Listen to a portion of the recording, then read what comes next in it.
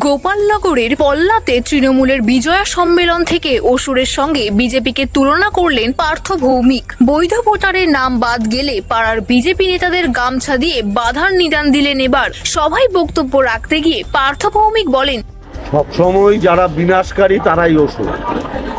যারা বাংলাকে বিনাশ করতে চায়, বাংলাকে শেষ করতে চায়, যারা বাংলায় গরিব মানুষের এনআরইজিএসে টাকা দেন, যারা বাংলার গরিব মানুষের ঘরের প্রাপ্য টাকা দেয় না, যারা বাংলার রাজ্য সরকারের প্রাপ্য টাকা দেয় না, বাংলাকে ধনে প্রাণে শেষ করতে চায়, যারা বাংলার উত্তরবঙ্গের এই ভয়াবহ বন্যায় সাহায্য করে না, পাশে এসে দাঁড়ায় না, কেন্দ্রের একটা মন্ত্রী এখানে আসে পর্যন্ত না, খবর নেয় না, হাফ প্যান্ট দু একটা বাংলার কাউকে পাঠিয়ে দেয়, তারা বাংলার মানুষের কাছে অশুভ শক্তি।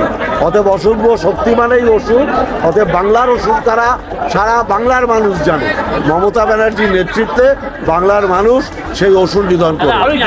আগের দিন নিদান দিয়েছিলেন যে যদি একজন বৈধ ভোটারেরও ভোট কেটে দেয় তাহলে পাড়ার বিজেপি নেতাদের ঘুরে আটকে রাখবে।